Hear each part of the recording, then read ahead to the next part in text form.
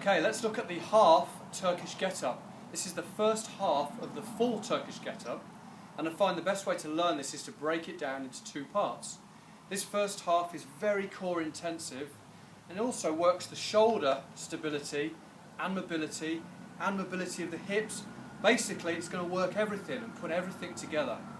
So, let's start on the ground, and hopefully I'll talk you through it and you'll be able to follow. So, we start in a sort of fetal curled up position because it's the safest way to get the kettlebell off the ground and into the right position. So, we start in this fetal position. If I'm going to use my right hand, I want my right hand around the handle. This other hand goes over the top, and I keep the kettlebell close to the body. From here, I roll and just pull the kettlebell onto my chest. Put my head back, and then I help the kettlebell up with both hands. From here, my wrist is nice and straight, and I lift this leg up, put the flat of my foot on the floor. This arm goes out at 45 degrees. Now, I turn my wrist here just so my shoulder feels comfortable and my shoulder is in its socket. Next, this arm at 45 degrees. I sit up, keeping this foot on the floor along the arm. So first to my elbow, and secondly to my hand. In this position, I need a nice straight wrist at the top. This shoulder, my right shoulder, needs to be down and in its socket. This left shoulder needs to be away from my ear. I don't want to be sinking into my shoulder here. Get some space there.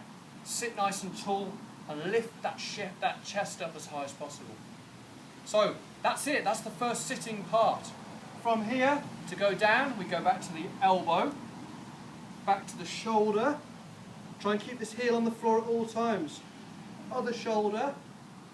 Then we bring the other hand across, help it down to the chest, roll over, and put the kettlebell down.